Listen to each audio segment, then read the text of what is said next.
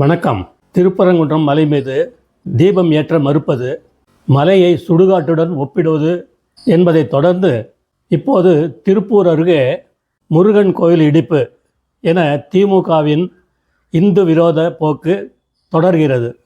திருப்பூர் மாவட்டம் பெருமாநல்லூர்னு ஒரு இடம் இருக்குங்க, கிராமம். நூற்றாண்டு பழமையான முருகன் கோவில் குமரன் குன்றத்தில் அமைந்திருக்கிறது. அதுக்கு குமாரசாமி கோவில் பேர். பொதுமக்கள் ஆண்டாண்டு காலமாக காவடி எடுத்து முருகனை தரிசித்து வருகிறார்கள். வருவாய்த்துறைக்கு சொந்தமான இடத்தில் கோவில் உள்ளதாக கூறப்படுகிறது. இது தொடர்பான வழக்கு சென்னை உயர்நீதிமன்றத்தில் நடந்துட்டு வர்றது.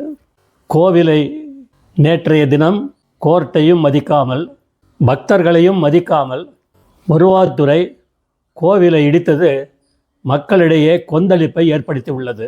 இந்த கலாட்டால 100 பேருக்கு மேலே கைது செய்திருக்காங்க. மக்கள் வழிபடும் வழிபாட்டு தலங்களை, கோவில்களை தொடர்ந்து திமுக அரசு இடித்து கொண்டிருக்கிறது. வெற்றிவேல் முருகனுக்கு அரோகரா. ஜெய்ஹிந்த்.